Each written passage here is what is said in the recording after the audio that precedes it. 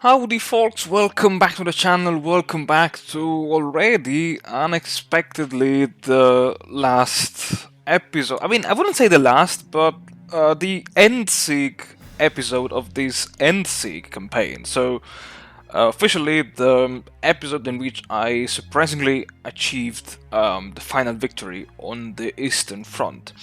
Um, I must confess I was really surprised by this, and honestly, guys, let me know in the comments below if you really would like me.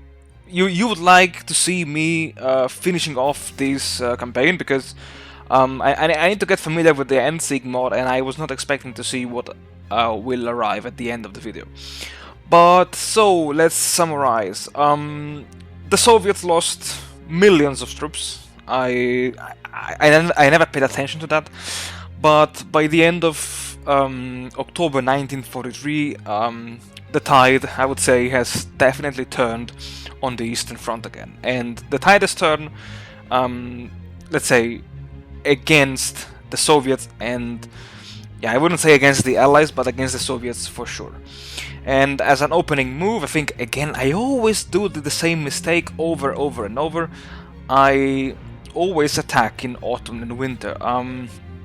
I noticed that in the Endsieg mod there are quite some negative modifiers for the speed of the units, and I was really horrified in seeing my infantry divisions marching at almost 1.6 kilometers per hour. But still, that is an important lesson for the next Endsieg campaigns. And on November 10th, 1943, officially the last offensive on the Eastern Front begun, and I quickly redeployed von Manteuffel's 2nd Panzer Army. I think was the 1st Panzer Group of von Manteuffel in the area south of Moscow, and despite the bad weather, the Panzer and Panzer Grenadier divisions, they quickly overrun the Soviet troops manning the front line, and after that I think it was just basically a walkover. I mean, kind of a slow walkover because of the really bad weather conditions, slowing down the speed of my units. But still, as you can see, von Manteuffel Panzers basically faced no opposition at all. I saw that the Americans landed in central and southern Norway.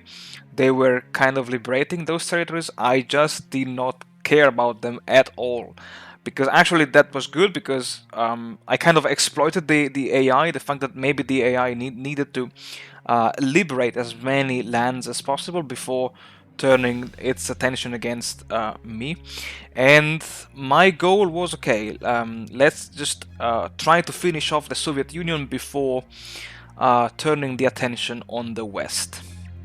And as the offensive against Moscow and Leningrad and then Arkhangelsk proceeded quite well, I decided also to let my infantry along the Volga front to launch an attack eastwards, basically, to try to snatch as much land as possible.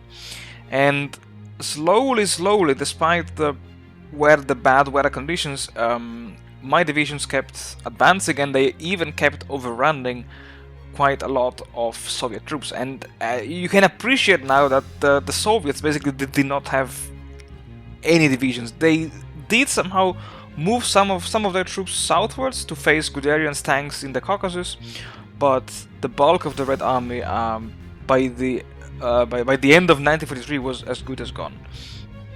And in Finland, I decided to get rid of this ugly pocket around Petsamo, while in the south my armies kept advancing without facing too much opposition.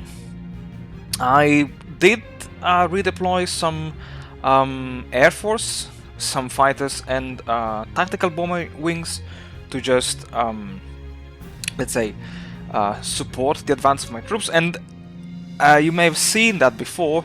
I did select the 1st Czechoslovak division, the fast division, and I manually ordered those exactly the 1st Paisley Divizia to rush for the victory points, because I was like, okay, now it's time to finish the game before, hopefully before 1944. In reality, it took me, I think, 3 more weeks of January in order to achieve Endsieg on the Eastern Front. I noticed also that the Allies, and that was kind of worrying for me, the Allies landed in the Balkans, and the fact that Italy switched side meant that all of the lands which the Italians were occupying in Greece also became now hostile. And luckily for myself, I still had one army of 20 divisions available, let's say, because all of the others were busy either manning the defensive fronts or on the Eastern Front.